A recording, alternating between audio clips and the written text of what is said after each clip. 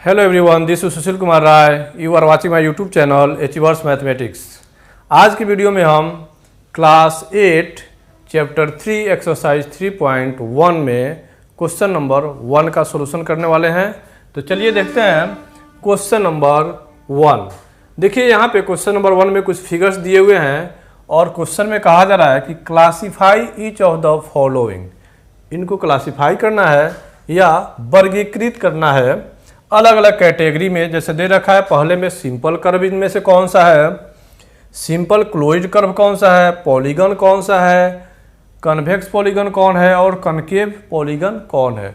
इसमें एक फिगर हो सकता है कि सभी में आ जाए, यानी कोई जरूरी नहीं है कि एक ही फिगर इसमें आएगा और एक ही इसमें आएगा। ये एक फिगर कई जगह पे रिप्रेजेंट कर सकते हैं। आप जब सॉल्यूशन करेंगे समझ में आएगा। जैसे सिंपल कर्व में मैंने बताया था, सिंपल कर्व उसको बोलते हैं जिसको पेन उठाए बिना हम कोई भी आकृति आड़ा टेढ़ा कुछ भी खींच लें, वो सिंपल कर्व कहलाएगा, बशर्ते वो एक दूसरे को काटता ना हो। ठीक है, काटता ना हो और पेन उठाने की आवश्यकता ना पड़े तो उसको हम लोग बोलते हैं सिंपल कर्व। तो आप देखिए इस फिगर को बनाने में पेन उठाने की आवश्यकता है, मुझे तो नहीं लगता, क्योंकि हम यहाँ से पेन उठाएंगे ऐसे जा करके ऐसे घुमा लेंगे। ये सिंपल कर्व है, यानी इसमें पहला आ जाएगा। दूसरा भी सिंपल कर्व है, क्योंकि ऐसे हम इसको खींच सकते हैं बिना पेन को उठाए और इसके साइड्स जो है इसको क्रॉस भी नहीं कर रहे हैं। तो सेकेंड भी हो गया।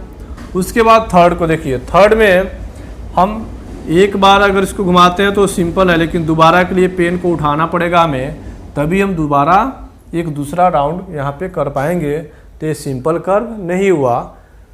फोर्थ में देखिए, फोर्थ में एक क्रॉस कर रहा है तो ये भी सिंपल कर्व नहीं होगा। फिफ्थ होगा सिंपल कर्व, क्योंकि यहाँ पे हम ऐसे एक ही बार में इस फिगर को ड्रॉ कर सकते हैं। तो ये हो गया फिफ्थ। सिक्स में भी हम आसानी से कर सकते हैं, तो सिक्स भी हो जाएगा।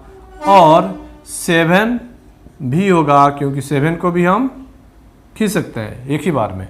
लेकिन इस फिगर को हम नहीं बना सकते, क्योंकि ऐसे जाना पड़ेगा, पेन को हमें उठाना ही पड़ेगा। ठीक है, तो पहले में सिंपल कर्व में कौन सा है, 1, 2, 5, 6 एंड 7। दूसरा में है सिंपल क्लोज्ड कर्व, यानी सिंपल कर्व हो और क्लोज्ड हो।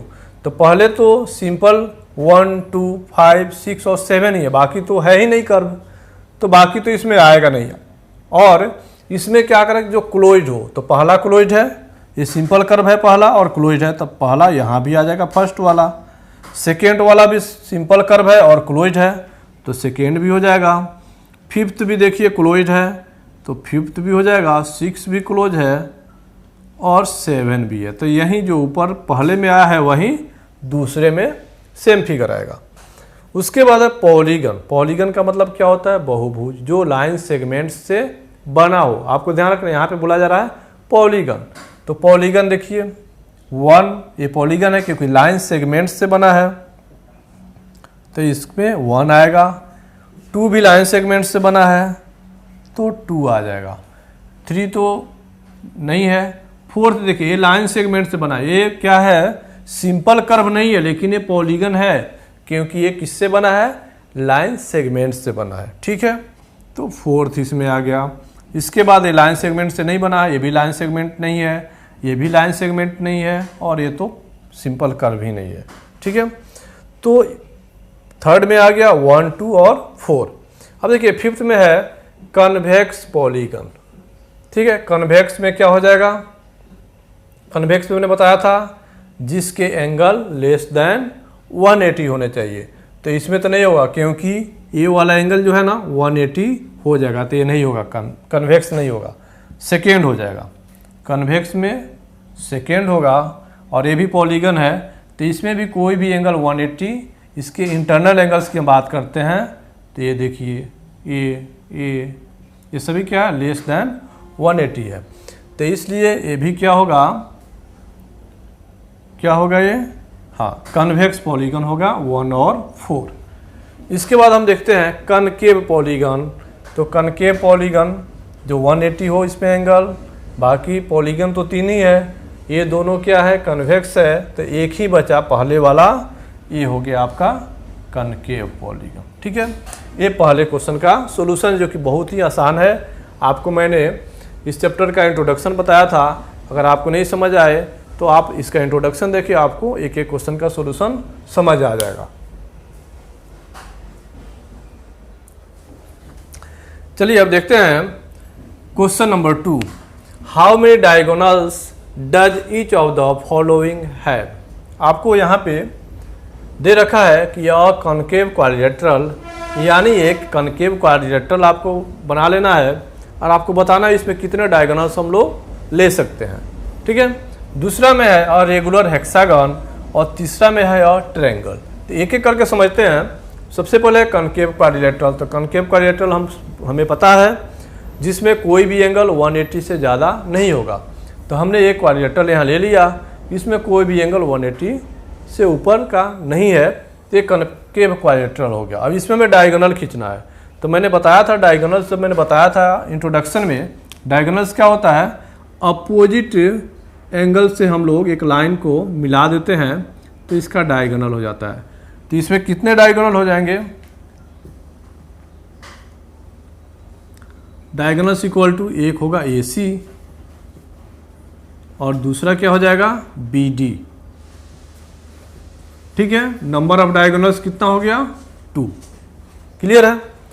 तो बहुत सिंपल है, एक कॉनकेव क्वाड्रिलेटरल लेना है और उसमें डायगोनल्स हमें खींच लेने हैं, फिर काउंट कर लेना है कि कितने डायगोनल्स हैं।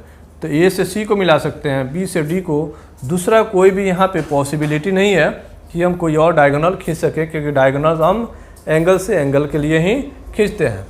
तो यहाँ पे AC और BD हमें 2 डायगोनल मिल गया। अब उसके बाद है रेगुलर हेक्सागन। हेक्सागन का मतलब होता है षष्ठभुज, यानी 6 भुजाओं वाला आकृति, जिसके सारे यानी 6 जो साइड्स हैं उसके वो इक्वल हैं। ठीक है, तो इक्वल का साइन के लिए हम क्या करते हैं, एक सिंगल लाइन सब पे दिखाया ना, इसका मतलब हुआ कि ये सब इक्वल है। सिंगल लाइन का मतलब, अगर ये डबल हम सब पे कर देते तो इसका मतलब भी हुआ कि सब इक्वल है। ठीक है, तो ये सारे इक्वल्स हैं, तो इनमें आपको डायगोनल बताने हैं।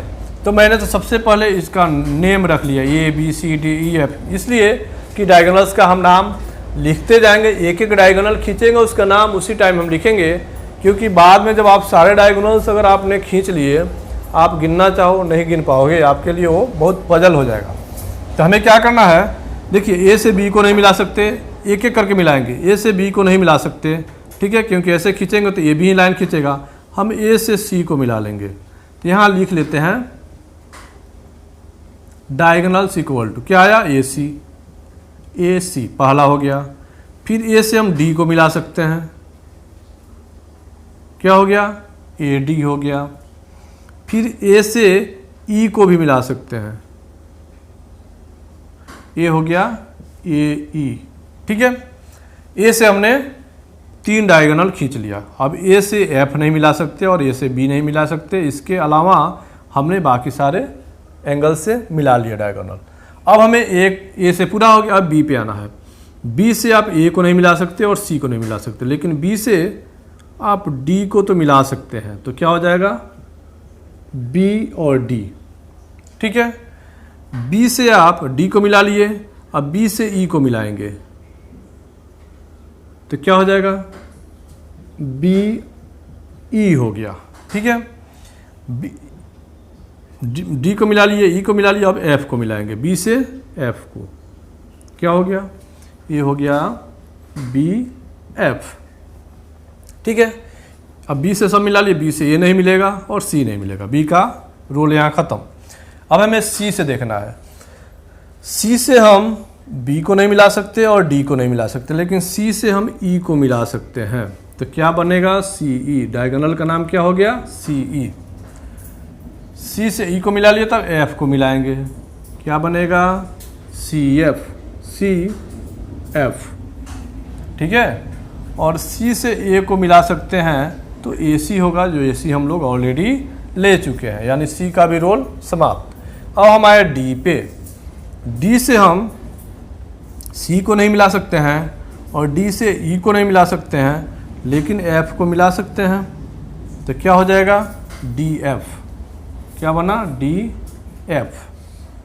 ठीक है, अब डी से आप ए को मिला सकते हैं, तो ए डी ऑलरेडी हमने ले लिया है, तो यानी डी का भी पूरा खत्म हो गया। डी से बी को मिला लिया, ए भी हो गया है। अब हमने लगभग क्या, हमने सारे डायगोनल्स हमने मैच कर लिए। अब इसको काउंट करना है, तो 1 2 3 4 5 6 7 8 9 नंबर ऑफ डायगोनल्स कितने हो गए, 9 डायगोनल्स एक हेक्सागन में हम ड्रॉ कर सकते हैं। अब देखिए, अगर आपको ऐसे बोला जाता कि आप इसको काउंट कीजिए, तो 1 2 3 4 5 6, अब गड़बड़ कर जाएंगे, क्योंकि एक लाइन कई जगह से गुजरा है। देखिए, ए सी से भी मिला है, ए यहाँ भी मिला है, इधर भी मिला है, मतलब आप उसको, इसलिए आपको समय बचाना है एग्ज़ाम में, ये नहीं कि दोबारा आपको फिर से करना पड़े, उससे बचना है। तो जिस डायगोनल को आप मिलाए तुरंत उसको लिखिए उसी टाइम, तो आपका समय भी इससे बचेगा और आपका जो भी सॉल्यूशन होगा वो परफेक्ट होगा, करेक्ट होगा। ठीक है, तो हमने दोनों में कर लिया। अब तीसरा है ट्रायंगल। मैंने जब इस चैप्टर का इंट्रोडक्शन पढ़ाया था तो मैंने बताया था कि कोई भी ट्रायंगल हो, इसमें डायगोनल हम नहीं खींच सकते, क्योंकि डायगोनल हम किससे खींचते हैं, एंगल से एंगल को। अब ए से बी को नहीं खींच सकते, ए से सी को नहीं खींच सकते, बी से सी को नहीं खींच सकते, बी से ए को नहीं खींच सकते, वैसे ही सी से ए को नहीं खींच सकते, सी से बी को नहीं खींच सकते। डायगोनल जब भी आता है एंगल से एंगल को मिलाता है, तो ये इसमें ट्रायंगल में पॉसिबल नहीं है, तो क्या लिखेंगे, नो डायगोनल्स। ठीक है, ये हो गया क्वेश्चन नंबर 2 का सॉल्यूशन। अब देखते हैं क्वेश्चन नंबर 3। क्वेश्चन नंबर 3 में दिया है, what is the sum of the measures of the angles of a convex quadrilateral? Will this properties hold if the quadrilateral is not convex? Make a non-convex quadrilateral and try। पहले question में क्या दिया है ये समझते हैं। कह रहा है कि किसी कन्वेक्स क्वाड्रिलेटरल के एंगल्स का सम क्या होगा, ये हमें बताना है। और दूसरा में कहा जा रहा है कि जो एंगल सम प्रॉपर्टी है, क्या वो अगर कोई क्वाड्रिलेटरल नॉन कन्वेक्स है, ठीक है, यानी कन्वेक्स नहीं है, नॉट कन्वेक्स, तो अगर नॉन कन्वेक्स है तो उसके लिए भी ये प्रॉपर्टी, जो एंगल सम प्रॉपर्टी हमने पढ़ा था, क्या उसके लिए भी लागू होगा? तो इसको हमें करना है। तो हम पहले पार्ट को पहले सोल्व करते हैं, फिर दूसरे पे आएंगे। ठीक है, देखिए ब्रैकेट में दिया भी है, make a non convex quadrilateral and try, यानी उसके लिए हम एक नॉन कन्वेक्स क्वाड्रिलेटरल बनाएंगे और उस पर भी उसको प्रूफ करके दिखाएंगे। तो सबसे पहले पार्ट को हम करते हैं, what is the sum of the measure of the angles of convex quadrilateral. तो देखिए हम क्या करेंगे, सबसे पहले हम एक कन्वेक्स क्वाड्रिलेटरल ड्रॉ कर लेंगे। जैसे हमने बना लिया A B C D convex quadrilateral, आपको पता है हमने कई दफ़ा इसके बारे में चर्चा किया है कि वैसा क्वाड्रिलेटरल जिसका कोई भी एंगल 180 से ज़्यादा नहीं हो, इसमें कोई भी एंगल 180 से ज़्यादा नहीं है, तो ये हो गया आपको कन्वेक्स क्वाड्रिलेटरल। तो हमें क्वाड्रिलेटरल ड्रॉ करना है और सॉल्यूशन में क्या लिखेंगे, let A B C D is a convex quadrilateral,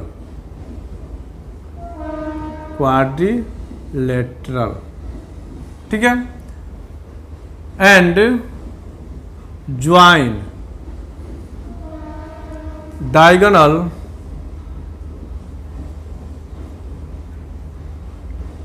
A C.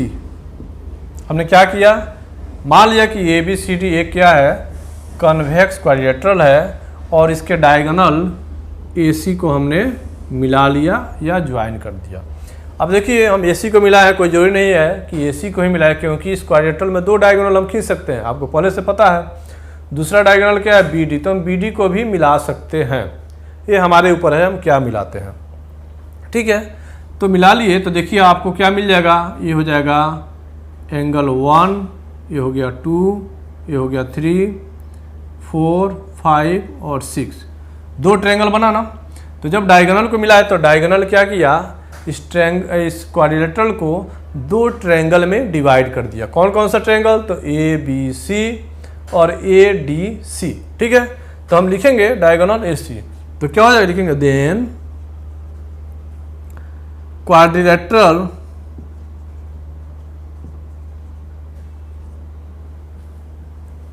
ABCD equal to, ये जो ABCD है ये क्या हो जाएगा, इक्वल टू हो जाएगा triangle ABC plus triangle ADC। आपको दो ट्रायंगल दिख रहा है ना, ADC, ABC यानी हाफ नीचे वाला और ADC ऊपर वाला हाफ, ठीक है। यानी क्वाड्रिलेटरल ABCD अब दो ट्रायंगल में बट गया। तो ABCD इक्वल टू क्या हो जाएगा, दोनों ट्रायंगल को ऐड करेंगे तो हमें फिर ABCD ही मिलेगा, सिंपल है। अब देखिए हमें क्या लिखना है, हमें इसके एंगल का पता करना है। तो हम क्या लिख सकते हैं, ट्रायंगल ABC देखिए ABC और दूसरा में है ADC। तो ABC में कौन कौन सा एंगल है, 4, 5 और 6। कोई दिक्कत नहीं होना चाहिए समझने में। ये हो गया 4, ये हो गया 5, ये हो गया 6। तो ABC के एंगल्स को हम एक साथ ऐड कर लेते हैं। तो क्या हो जाएगा, angle 4 plus angle 5 plus angle 6। इसको हम चाहें तो ब्रैकेट भी डाल सकते हैं, अब प्लस है तो प्लस लिख सकते हैं। क्या हो जाएगा फिर, ADC में कौन कौन सा एंगल है, तो 1, 2, 3। क्या लिखेंगे, angle 1 plus angle 2 plus angle 3, ऐसे लिख सकते हैं ना। हमने क्या किया, quadrilateral ABCD equal to ABC plus ADC लिख लिया, चूँकि दो ट्रायंगल्स हैं और दोनों ट्रायंगल्स के जो एंगल हैं उनको हमने नाम दे दिया था 1, 2, 3, फिर 4, 5, 6। तो पहले ट्रायंगल में 4, 5, 6 आ रहे हैं एंगल, दूसरे में 1, 2 और 3 आ रहे हैं। हम सबको जोड़ेंगे, तो जब जोड़ेंगे तो क्या हो जाएगा, 4, 5, 6 इक्वल टू कितना हो जाएगा, 180 हो जाएगा। अब प्लस 1, 2, 3 इक्वल टू भी कितना हो जाएगा, 180 डिग्री हो जाएगा। कैसे, तो angle sum property of triangle, triangle का जो एंगल सम प्रॉपर्टी है उससे हमने निकाला था कि किसी भी ट्रायंगल का, चाहे वो कैसा भी ट्रायंगल क्यों न हो, उसके एंगल्स का सम 180 ही होगा हमेशा, ठीक है। उसका एंगल का सम नहीं बदले, एंगल का मान बदल सकता है, कोई 80 हो सकता है, कोई 100 हो सकता है, कोई 20 हो सकता है, कोई 10 डिग्री हो सकता है, लेकिन जब तीनों को ऐड करेंगे तो 180 के इक्वल ही आएगा। तो ये मान नहीं बदलेगा। तो क्यों नहीं बदलेगा, क्योंकि एंगल सम प्रॉपर्टी हमने समझा था जब इस चैप्टर का इंट्रोडक्शन किया था। मैंने उसमें बताया था कि sum of angles of a triangle equal to 180, चाहे कोई भी परिस्थिति क्यों ना हो। तो यहाँ पे क्या आया, 180 प्लस 180, क्योंकि एंगल सम प्रॉपर्टी से इस ट्रायंगल का हो गया 180 और इसका भी 180, इसलिए क्या हो जाएगा 360 डिग्री। तो हम क्या लिखेंगे, hence sum of the measures, यहाँ लिखा है ना, measures of the angles of a convex quadrilateral के लिए हम यहाँ फिगर ड्रॉ कर देते हैं, इक्वल टू कितना आएगा 360। ये हमने लिख लिया। पहले पार्ट का सोल्यूशन हमने कर लिया, यहाँ प्रूफ करके दिखा दिया कि कितना होगा, तो 360 डिग्री हो जाएगा। क्वाड्रिलेटरल वो कॉन्वेक्स हो चाहे नॉन कन्वेक्स हो, उसके लिए भी। तो अब नॉन कन्वेक्स को हम आगे करके दिखाते हैं, ठीक है। अब देखते हैं इस क्वेश्चन का सेकेंड हाफ में दिया है, will this property hold if the quadrilateral is not convex, यानी नॉन कन्वेक्स है, यानी कन्वेक्स नहीं है क्वाड्रिलेटरल, तो भी ये प्रॉपर्टी अप्लाई होगा। तो बिल्कुल होगा। हम क्या लिखेंगे, yes if the quadrilateral is not convex then this property will also applied. कैसे, तो हम इसको प्रूफ करते हैं। हमने एक फिगर बना लिया है जो कि नॉन कन्वेक्स है। नॉन कन्वेक्स में मैंने बताया था कि वन एंगल क्या होगा, मोर देन 180 होगा, जो कि इसके अंदर वाला जो एंगल है 180 है, से ज़्यादा है, ठीक है। तो हम लिखें क्या, let ABCD is a non convex quadrilateral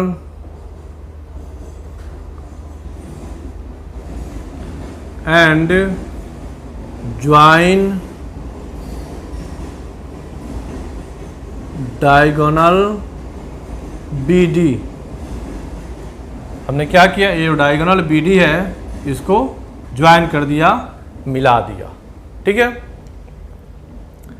तो अब हमें क्या करना है कि लिखेंगे क्या कि ये क्वाड्रिलेटरल क्या है, ABCD। तो हम क्या लिखेंगे, क्वाड्रिलेटरल ABCD इक्वल टू, यहाँ भी देखिए हमने इसको दो भाग में बांटा है, तो यहाँ पे दो ट्रायंगल बना। इस ट्रायंगल का हम नाम ले सकते हैं 1 2 3 4 5 और 6। ये वाला एंगल 6 है, ये 5 है। हमें ये ट्रायंगल देखना है, ये नीचे आधा है, ऊपर आधा है। ठीक है, तो हम क्या लिख सकते हैं, quadrilateral ABCD equal to triangle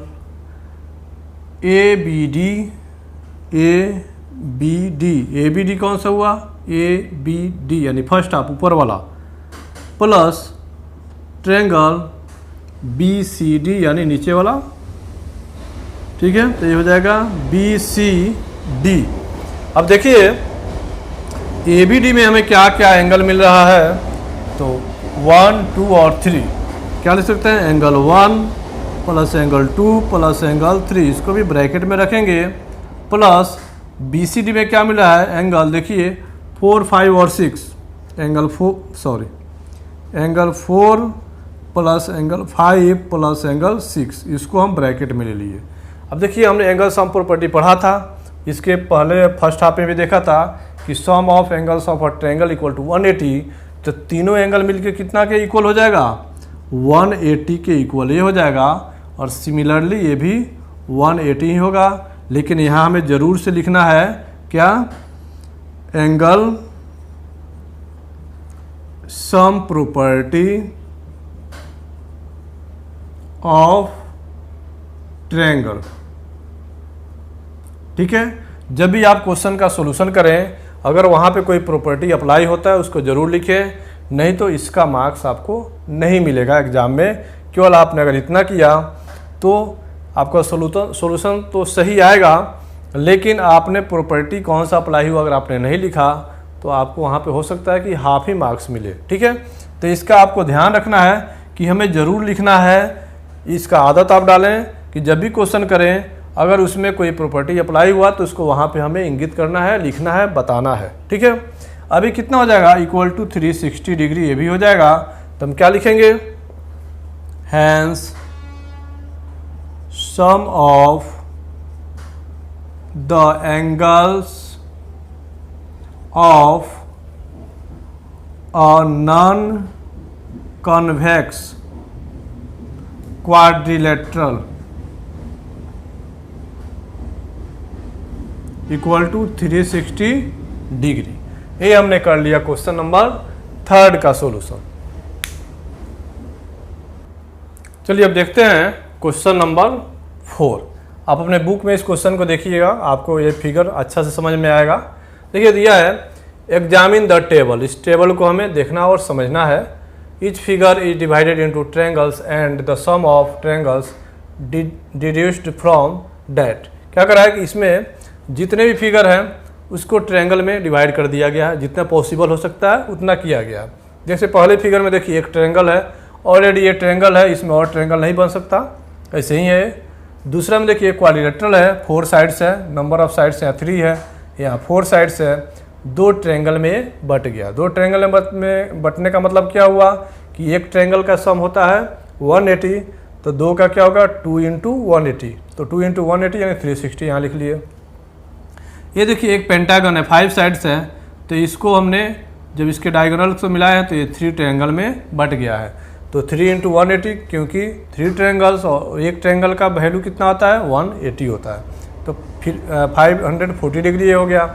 वैसे ही एक हेक्सागन है, 6 साइड्स का है, इसको 1 2 3 4 ट्रायंगल में इसको डिवाइड कर दिया गया, तो 4 × 180 इसको लिख सकते हैं।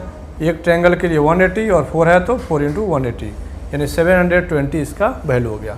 और दूसरा आपको देखिए, ये पहला का 180 एंगल सम, दूसरा में हमने किया था 360, लेकिन ये कैसे आएगा तो हमने बताया था n-2 इंटू 180। तो n क्या होता है, number of sides, number of sides है 4, तो 4 - 2 इंटू 180। इसमें 5 साइड्स है तो 5 - 2 इंटू 180। इसमें 6 साइड्स है तो 6 - 2 इंटू 180। ये तो आपको इसको एग्जामिन करना है, इसको समझना था।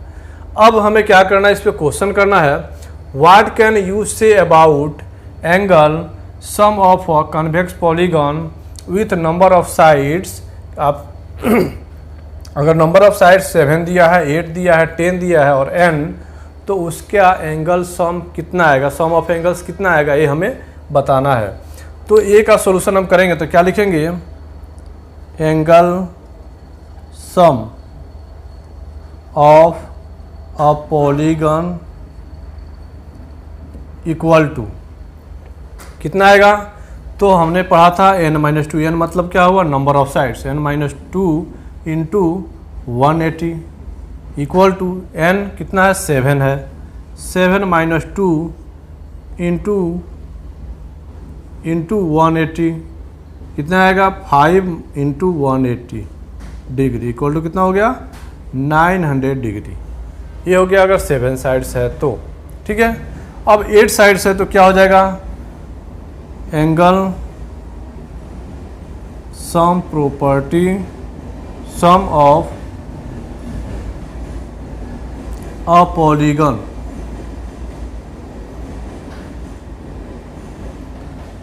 विथ साइड्स 8 इक्वल टू क्या हो जाएगा, क्या लिखेंगे, 8 - 2 इंटू 180 लिख सकते हैं, कितना आएगा, 6 इंटू 180